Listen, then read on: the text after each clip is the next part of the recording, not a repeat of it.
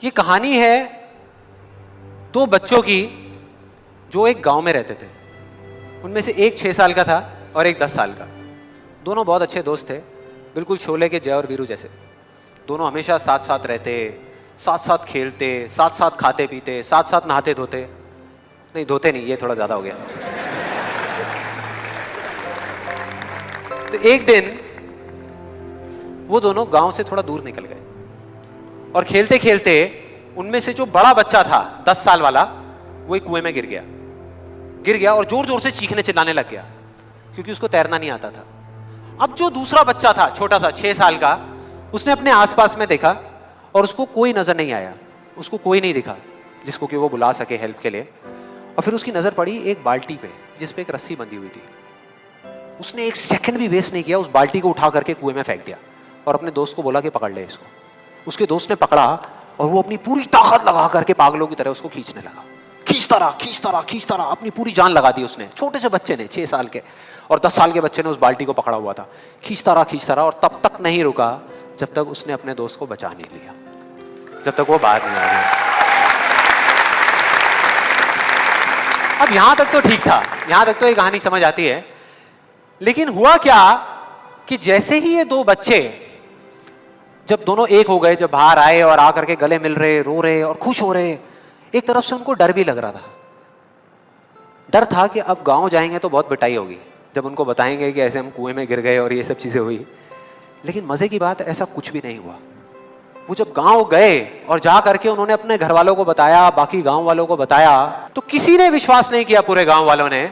और वो अपनी जगह बिल्कुल ठीक थे क्योंकि उस बच्चे में इतनी ताकत भी नहीं थी कि वो एक बाल्टी पानी से भरी हुई वो उठा सके। तो इतने बड़े बच्चे को इतनी ऊपर खींचना तो बहुत दूर की बात है। लेकिन एक आदमी था उस गांव में, उसने विश्वास कर लिया।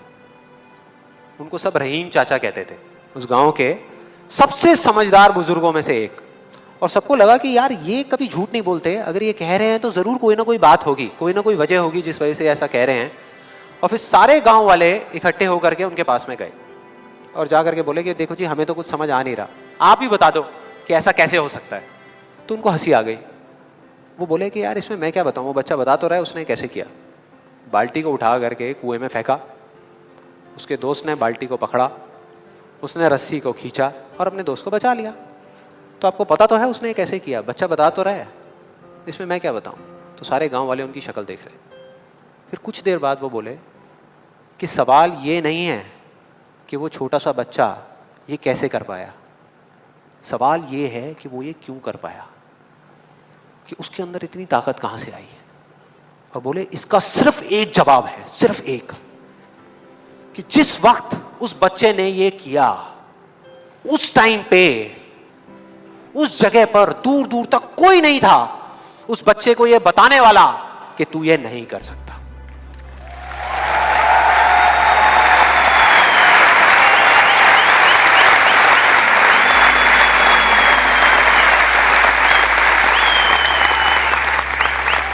बोले कोई नहीं था, कोई नहीं, यहां तक कि वो खुद भी नहीं, वो खुद भी नहीं।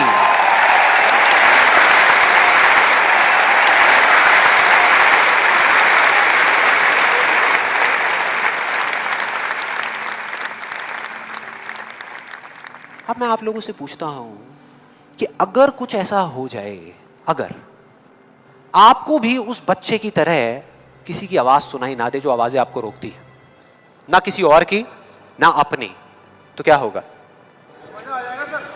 मजा आ जाएगा, राइट?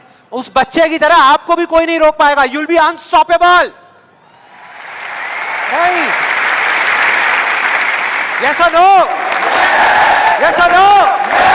यस और नो?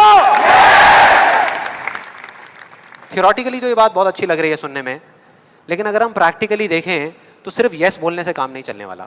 ये आप सबको भी पता है और मुझे भी पता है। ये जो अनस्टॉपेबल बनने वाला काम है, उसके लिए क्या करना पड़ेगा? 2 दीवारें तोड़नी पड़ेगी। 2 दीवारें, पहली बनी है दूसरों की आवाज की, कि आपके ऊपर दूसरों की आवाजों का असर होना बंद हो जाए, और दूसरी आपकी खुद की आवाज। ये ज्यादा बड़ी दीवार है। तो अब देखते हैं कि इस पहली दीवार को कैसे तोड़ना है। उस कहानी में उस बच्चे के आसपास में कोई नहीं था उसको रोकने वाला, लेकिन क्या रियल लाइफ में ऐसा होता है? यस और नो? नो। क्या होता है कि हम एक काम करने की सोचते हैं, करना शुरू भी नहीं करते, सिर्फ सोचते हैं कि हमको ये काम करना है, और सामने से 4 लोग आ जाते हैं रोकने के लिए। 4 लोग आ जाते हैं तरह तरह की बातें करने के लिए कि ये नहीं हो सकता। अरे बड़ा इम्प्रैक्टिकल सा आइडिया है। जब कोई नहीं कर पाया तो तू क्या करेगा? होता है ऐसा? कितने लोगों के साथ ऐसा हुआ है? सबके साथ हुआ है और होता रहता है। और मेरे साथ तो पता नहीं कितनी बार हुआ है। किसी के साथ कुछ ज्यादा ही हुआ है लगता है। लगता है उनको राह चलते भी, मेट्रो में भी कोई मिलता है, अबे तू नहीं कर पाएगा चल।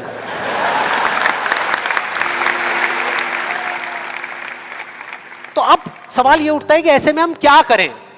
ऐसे में जो ऐसी बातें आपको बोल रहे हैं, ना तो आप उनका मुंह बंद कर सकते हो, ना अपने कान बंद कर सकते हो, क्योंकि वो लोग कोई राह चलते लोग नहीं होते, वो आपके अपने होते हैं। आपके अपने फ्रेंड्स हैं, रिलेटिव्स हैं, आपके घर में हैं, आपके ऑफिस में हैं। तो मैं आपको ये नहीं बोल सकता कि आप क्या करो ऐसी सिचुएशन में, लेकिन मैं ये बता सकता हूं कि मैं क्या करता था। जैसे ही कोई बोलता था मेरे को, या आज भी अगर बोलता है कि ये नहीं हो सकता या तू ये नहीं कर सकता, तो मैं ना चुप रहता हूं, ना उनसे लड़ता हूं। मैं सिर्फ एक वर्ड में उनसे एक सिंपल सा क्वेश्चन पूछता हूं, एक वर्ड में। क्यों नहीं कर सकता? क्यों नहीं हो सकता? और जैसे ही मैं ये करता हूं उसके बाद बहुत मजा आता है। आप कभी करके देखना, बहुत मजा आएगा। 90% लोग ऐसे मिलेंगे आपको जिनके पास में इस क्यों का जवाब ही नहीं होगा। जवाब ही नहीं होगा। नहीं, वो सोच में पड़ जाते हैं। जैसे मैं पूछता ना क्यों, हाँ क्या क्यों, ये कैसा सवाल है? तो ये है वो 90% लोग जिनके पास में कोई जवाब ही नहीं होता, या होता भी है तो वो इतना फनी होता है कि आप चाह करके भी अपने आप को हंसने से नहीं रोक पाओगे। जैसे एक बार मेरे साथ हुआ था, जब मैं करीबन आई थिंक 18 साल का था और मैंने नया नया फोटोग्राफी का कोर्स किया था। तो हमारे घर में एक छोटा सा फंक्शन चल रहा था और वहाँ पर मैं अपनी मदर के साथ और फादर के साथ में खड़ा हुआ कुछ बातें कर रहा था। इतनी देर में एक सामने से आंटी आई और आकर के बोली, संदीप। हाँ जी आंटी। बेटे क्या नया चक्कर चल रहा है तेरा आजकल? मैं डर गया। मैं मन ही मन सोच रहा, मैंने कहा इनको कैसे पता लगा मेरे नए अफेयर के बारे में? और ही चला गया। फिर मैंने उनको देखा और डरते डरते उनसे मैंने कहा कि भाई आंटी जी क्या मतलब, मैं कुछ समझा नहीं, कौन सा चक्कर, क्या कौन सा? तो आंटी ने बोला, कहते क्यों तू ये फोटोग्राफी नहीं कर रहा आजकल? ये फोटोग्राफी का कोर्स नहीं किया तूने? तो उन्होंने बोला, मेरी थोड़ी सी जान में जान आई। मैंने कहा अच्छा, फोटोग्राफी की बात हो रही थी। फिर उन्होंने बोला, बेटा अगर तू बुरा ना माने तो एक बात कहूँ। मैंने कहा नहीं आंटी बोलिए ना। बेटे मेरी अगर तू माने ना, तो ये जो तू फोटोग्राफी के चक्करों में पड़ा है ना, ये सब बेकार की चीज़ें हैं। इससे अच्छा ये है कि तू कोई और ढंग का काम कर ले या अपनी पढ़ाई लिखाई में ध्यान दे। मैंने वही किया जो मैं हमेशा करता था। मैंने कहा क्यों आंटी जी, आपको ऐसा क्यों लगता है कि मेरा फोटोग्राफी में कुछ नहीं हो सकता, ये फोटोग्राफी बेकार की चीज़ क्यों है? तो उन्होंने जवाब दिया कि मेरी बहन का बेटा भी गया था बॉम्बे यही सब करने के लिए जो तू कर रहा है, और उसको 4 साल हो गए धक्के खा रहा है, उसका कुछ नहीं हुआ अभी तक। मैंने फिर सुना, फिर मैंने दोबारा से वही क्यों को ले आकर के चिपका दिया। मैंने उनसे पूछा, लेकिन आंटी मेरे को कुछ समझ नहीं आया कि अगर वो कुछ नहीं कर पाया तो मैं कुछ क्यों नहीं कर पाऊंगा? सीधा सा क्वेश्चन है यार।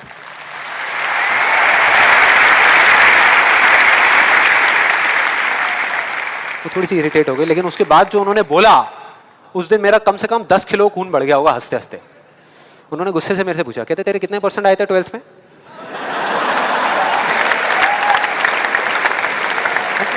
मतलब फोटोग्राफी से इसका कोई कनेक्शन नहीं है दूर दूर तक, लेकिन उनका ये सवाल था कितने % आए थे तेरे 12th में? मैंने कहा जी 85% आए थे। फिर उन्होंने एक अजीब सा एक्सप्रेशन दिया, मेरे को ऐसे देखा जैसे कि मेरे से बड़ा बेवकूफ़ इस पूरी दुनिया में कोई नहीं है, और बोली उसके 92% आए थे।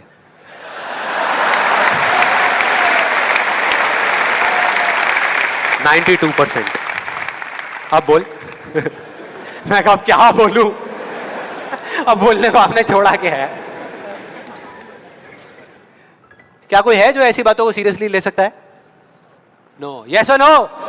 नो, ले ही नहीं सकते।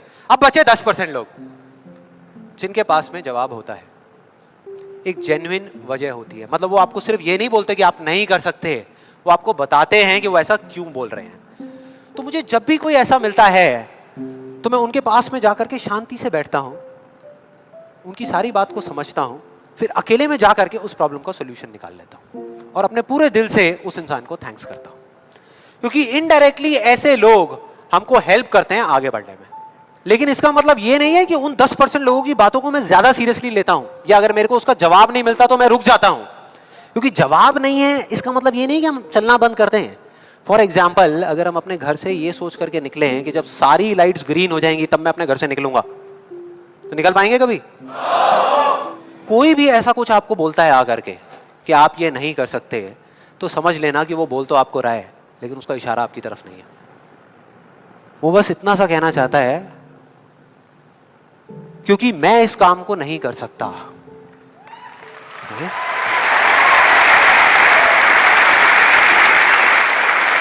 वो बस इतना सा कहना चाहता है, क्योंकि मैं इस काम को नहीं कर सकता, या मुझे नहीं पता कि इस काम को कैसे करना है, इसलिए मुझे लगता है कि इस पूरी दुनिया में कोई भी नहीं कर सकता।